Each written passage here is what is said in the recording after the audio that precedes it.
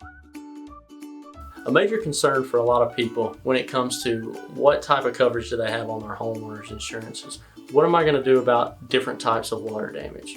Hi, my name is Chance King and I'm the Director of Sales for River Tree Insurance, and today I want to talk to you about the differences between flood insurance and a water backup endorsement. So basically, to start with, water backup and flood are two things that are not covered on most standard homeowner policies. For flood insurance, you need your own separate policy, and it is covered through it is underwritten through the National Flood Insurance Program. There's typically a 30-day waiting period to get the coverage, and it is dedicated to covering basically a flood or an act of God where it rains, especially if you live in a floodplain and the waters rise and they damage your home or the contents within your home. If you have a flood insurance policy, one thing you need to pay attention to is does it cover just the building or does it have contents coverage as well?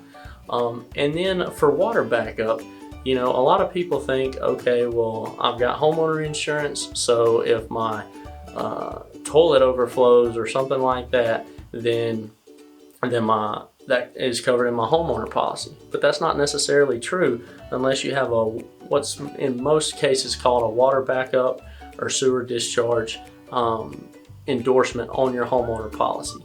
Now, these coverages are not very expensive. Typically, I would say a ballpark estimate for $10,000 in coverage for this is about $40 a year. But what that covers is if, say, your toilet backs up and then overflows, that would be covered under water backup. It would not be covered under your standard homeowner policy. So if you think, well, my toilet's never going to overflow, I don't really need this, I maintain my home well, let's just think about this. Say if you have small children and they're in the bathroom playing one day and they throw a bunch of toilet paper into the toilet because it's fun, and then they try to flush it and they just keep trying to flush it and keep trying to flush it and then go away and forget it.